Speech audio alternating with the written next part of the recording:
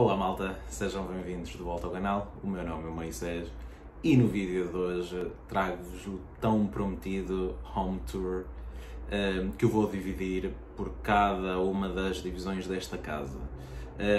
A primeira divisão, o compartimento que eu vos quero mostrar é a cozinha, porque acho que é aquele que teve a mudança mais radical da casa, era o ponto mais negativo deste projeto. Já vão ver porquê, e considero que o resultado final acabou por tornar o ponto mais negativo que a casa tinha no ponto mais espetacular e mais radical que nós temos aqui neste projeto.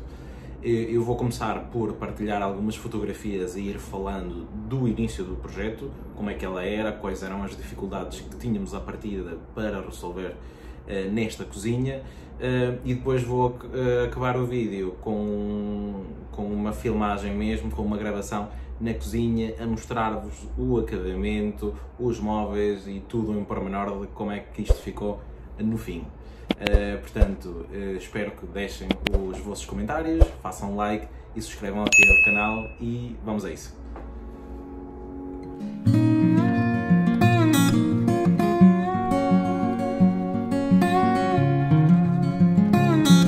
Bora lá malta, vamos a isso. Aqui vou começar pelo estado inicial em que eu encontrei esta cozinha no momento da compra do imóvel. Como podem ver aqui nesta primeira fotografia, temos aqui uma cozinha dos anos 70 ou 80, em péssimo estado, sem eletrodomésticos, em que a bancada existente já não tem o tampo, os móveis estão em péssimo estado de conservação, portanto era uma cozinha que à partida eu não iria conseguir reaproveitar absolutamente nada. E mesmo da própria configuração da cozinha, como vamos ver, também não era propriamente a solução mais apelativa ou que tirasse maior partido da dimensão excessiva que esta cozinha tinha.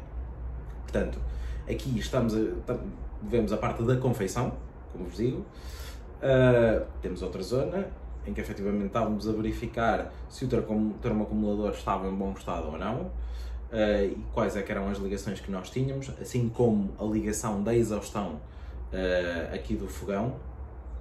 Temos aqui a foto da queixilharia de correia de alumínio que nós tínhamos nesta divisão. Como podem ver, também tínhamos aqui alguns sinais de infiltração pela padieira do vão, o que já não é por si um bom sinal. Portanto, aqui havia claros problemas de infiltração entre o peitoril e a própria queixilharia, que estava a afetar aqui o reboco.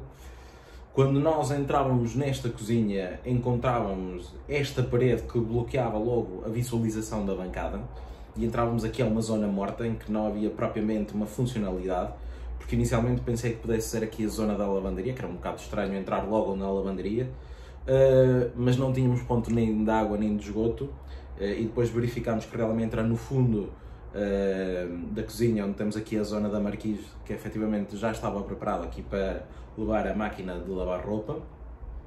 Então foi logo a partir de um pequeno entrave nós termos esta cozinha e entrarmos e darmos de cara contra uma parede, termos aqui uma grande área de espaço morto, que depois agravava o cenário, o facto de neste espaço morto, do lado esquerdo, temos estas duas portas que conseguimos ver aqui na imagem, uma porta que dava para uma pequena despensa e uma porta que dava para uma casa de banho de serviço. A despensa era relativamente estreita e muito profunda, portanto não era propriamente muito apelativa, e esta casa de banho, o que é que eu posso dizer desta casa de banho? Era simplesmente péssima. Ou seja, nós temos aqui uma casa de banho minúscula, com um chuveiro 60 por 60, sem cortinados, sem portas de correr, sem absolutamente nada. Portanto, ao nós colocarmos qualquer solução para tentar reaproveitar esta base de chuveiro, lá dentro nunca havia absolutamente ninguém, era só um chuveiro para uma criança e pouco mais.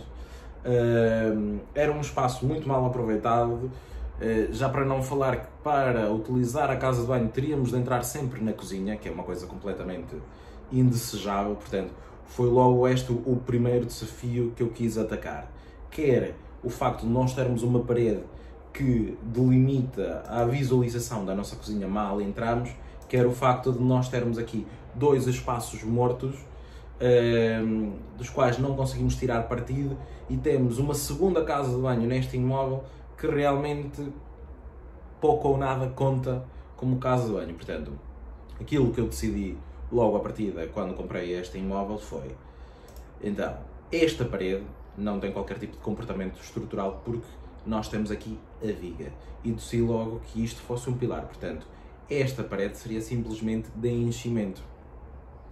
Eu fiz aqui uma sondagem, quer na viga, quer no pilar, e confirmei realmente que eram elementos estruturais. Portanto, à partida tive de os manter, porque não queria estar a incorrer lá em projetos de alteração, licenciamentos e por aí fora.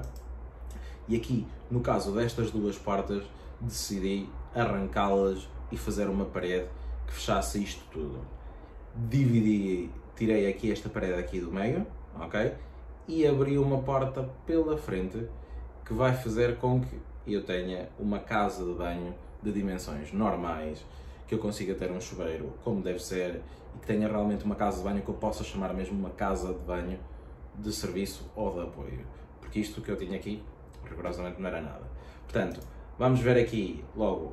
A primeira coisa que eu fiz foi, como eu vos disse, retirei as duas portas e esta parede que eu tinha aqui que dividia a despensa desta casa de banho. Arranquei completamente esta parede que dividia aqui esta zona morta do interior da minha cozinha e deparei-me aqui com uma coisa que eu já tinha verificado no levantamento inicial, mas que efetivamente só com a demolição desta parede é que eu consegui tirar as medidas em rigor, que foi este plano deste átrio de espera, o plano onde estava a antiga cozinha e o plano da marquise estavam completamente desalinhados, ou seja, eu tinha um mais avançado, tinha o pilar que interrompia esta leitura entre planos e depois tinha o da marquise que também não era complanar com nenhum deles. Portanto, aquilo que eu decidi para tirar o maior partido desta cozinha, que é efetivamente muito grande, foi fazer uma forra em alvenaria. Logo a seguir vou pendurar as bancadas, quer inferior, quer superior, portanto o pelador não era uma solução que a partida me interessasse, portanto fiz uma forra em alvenaria de uma ponta à outra para eu conseguir regularizar estas diferenças de cotas e conseguir ter uma cozinha completamente linear, porque uma coisa que eu odeio quando eu vejo uma cozinha acabada de remodelar é ver diferenças e saliências nos móveis ou nos eletrodomésticos. Portanto, aqui o meu objetivo principal, para além de ter removido esta situação da despensa e da casa de banho que não fazia sentido, era ter efetivamente uma cozinha completamente desafogada, e para tal não só tive de demolir esta parede no meio, como tive de criar esta forra. Portanto, aqui vamos ver algumas fotografias de todo o processo antes de vos mostrar como é que ela ficou. Portanto, vamos a isso.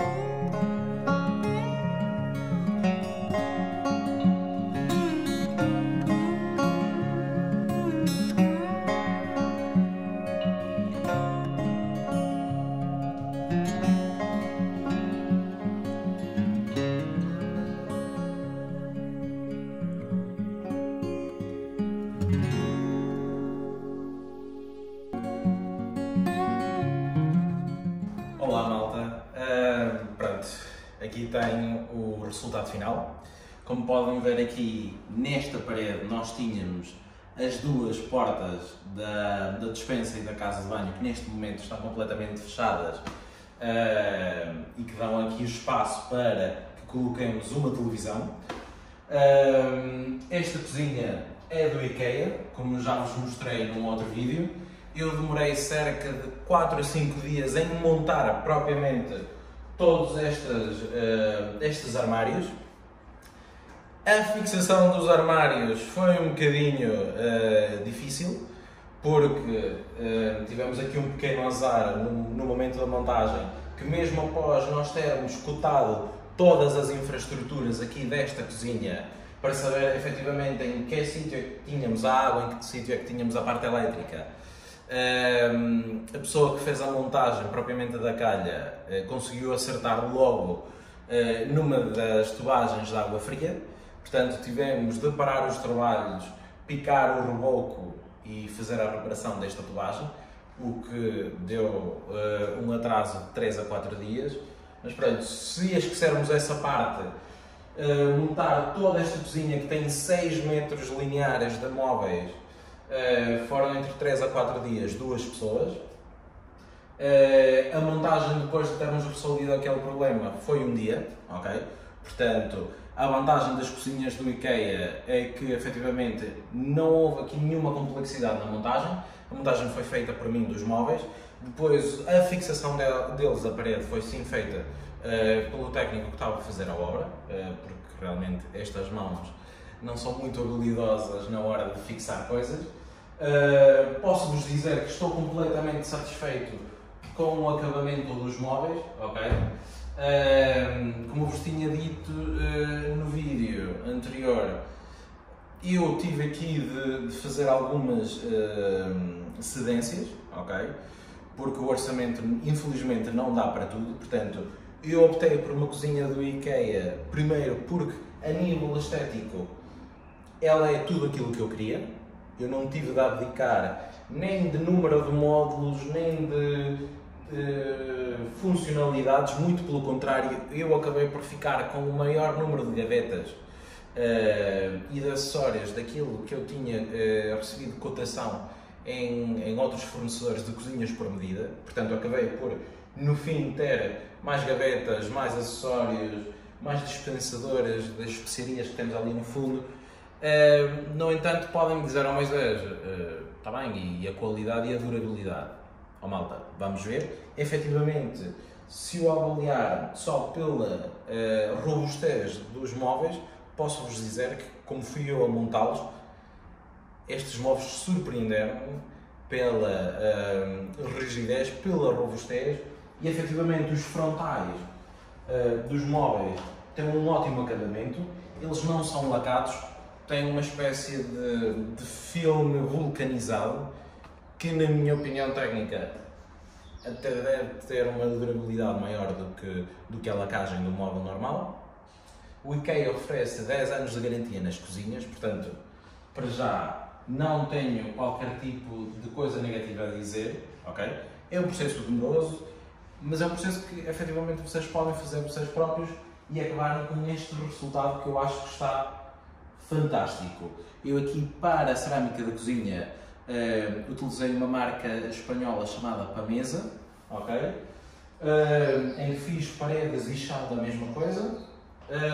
Depois eu escolhi aqui para o tampo e para o resguardo o Liose italiano amaciado. Eu pedi amaciado porque já tive outros projetos em que eu escolhi o acabamento brilhante e com o tempo o brilho acaba-se por desgastar de uma forma heterogénea, então acabamos por ter manchas que não são manchas, é falta de brilho. Portanto, desta vez esqueci isso e optei por um acabamento amaciado.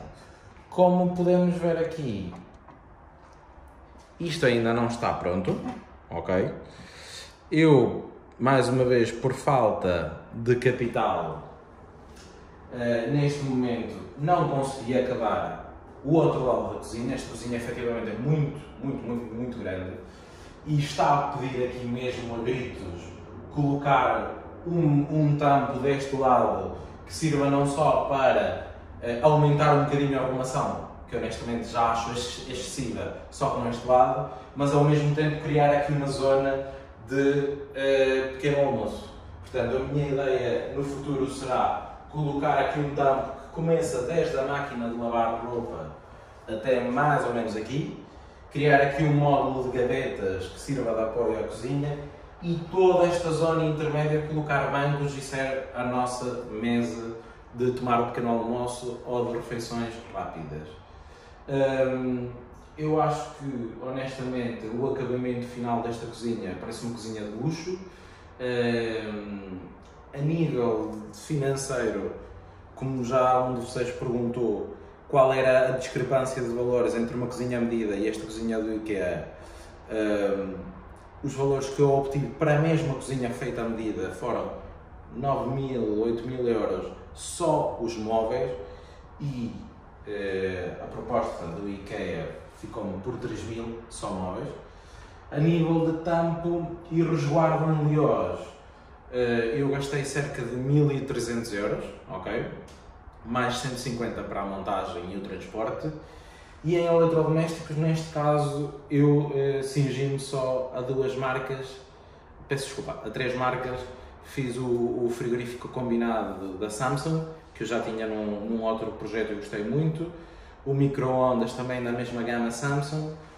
O forno também já repeti em outras intervenções da marca AEG, placa Siemens e a máquina de lavar e secar roupa também da AEG. E a máquina de lavar louça que está aqui embutida da marca AEG.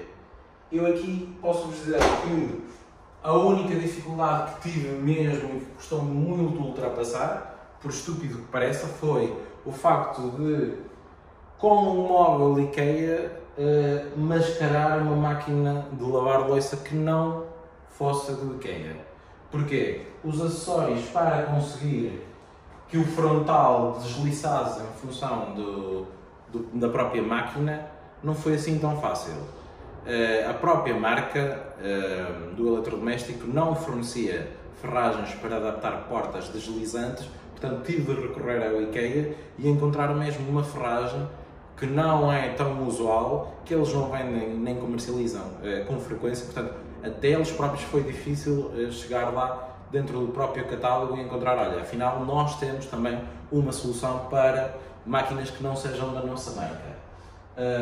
Tenho aqui o exaustor também para vos mostrar, o exaustor integrado. Este sim, não optei por nenhuma marca comercial, optei mesmo por o IKEA, porque eu queria um exaustor que não sobressaísse do móvel. Optei também por um termoacumulador da marca Ariston, que eu já utilizei em outros projetos. Tem a vantagem de ele conseguir ficar encastrado nos móveis superiores, que é uma coisa que eu gosto muito. Passei também, uma coisa que eu não gosto de ver são as válvulas de fecho e o esgoto do próprio termoacumulador. Elas costumam ficar sempre nesta pedra, eu acho uma solução horrível. Consegui aqui, com alguma ginástica, porque a folga não era muita como o teto, de que isto ficasse tudo completamente oculto, portanto nem se dá por ele.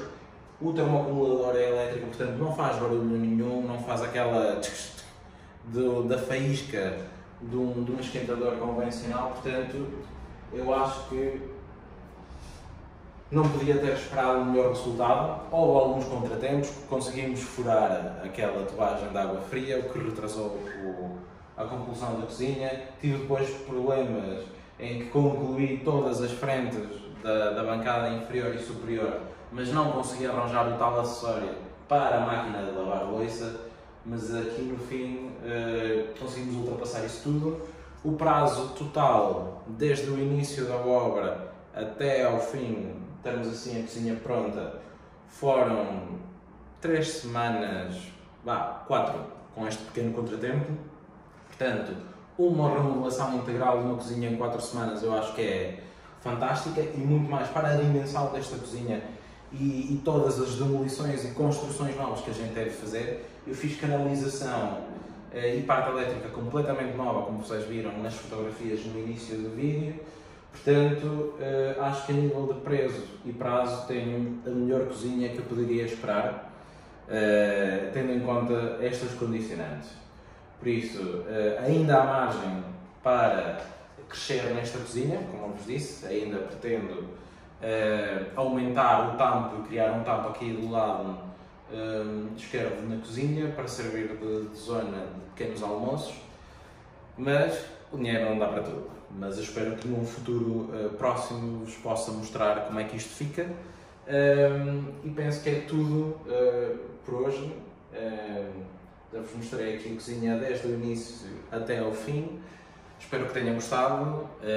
Façam um like no vídeo, subscrevam ao canal, partilhem, deixem nos comentários qualquer dúvida que queiram ver esclarecida, qualquer ponto que, olha, Moisés, não falaste e eu gostava de saber mais um bocadinho um pormenor disto ou daquilo.